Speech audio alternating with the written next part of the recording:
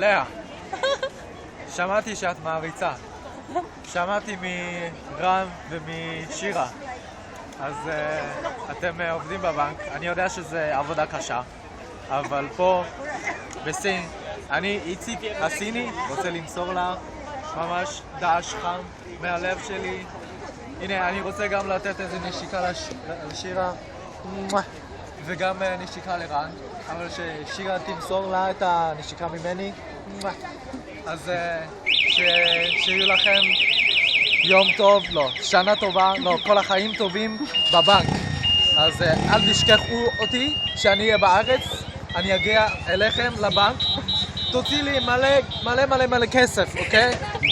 טוב, אין עוד משהו אחר.